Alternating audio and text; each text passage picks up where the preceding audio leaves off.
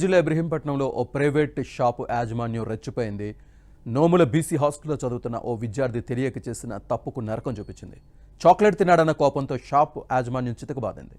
Shop సిబ్బంది తనను రూమ్లో బంధించి చిత్రహింసలు పెట్టారని బాలుడు చెబుతున్నాడు. ఈ ఘటనపై స్థానికులు హాస్టల్ డిప్యూటీ వార్డెన్కు సమాచారం ఇచ్చారు.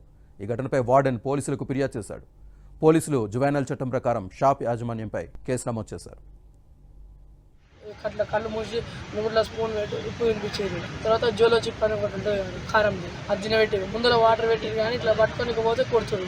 ఈడ కొట్టురు పైప్ తీసుకోండి, కరెంట్ కేబుల్ పైప్ ఉంటుంది అది రీపోయింది. ఆయన కొడుతున్నారు. ఇంకా కొట్టి లాస్ట్ నెంబర్ అయిపోయి మా డాడీకి ఫోన్ చేసిండు. మా డాడీ ఏమన్నాడు, మాకు సారీ అన్న, మీకు దండం పెడతామన్నా, జ్వరం మామూలు సేఫ్ ఆ డ్రాప్ చేసాను నైట్ కదా అని చెప్పిండు. అట్లంటే ఇక అట్లా చెప్పిండు మా డాడీకి. మా డాడీ ఏమనుకున్నాను, సర్లే దించేస్తారు కానీ కానీ దించినాను అన్నప్పటికీ అబద్ధం చెప్తా అవే అని ముక్కు మూసి కాళ్ళు ఇద్దరు పట్టుకుని ముక్కులో మొహం ఇట్లా పట్టుకుని ఆఫీస్ స్టిక్ తీసుకొని ఆఫీస్ స్టిక్ ఉండగా ఈడ కొట్టురు, బ్యాక్ సైడ్ కొట్టురు.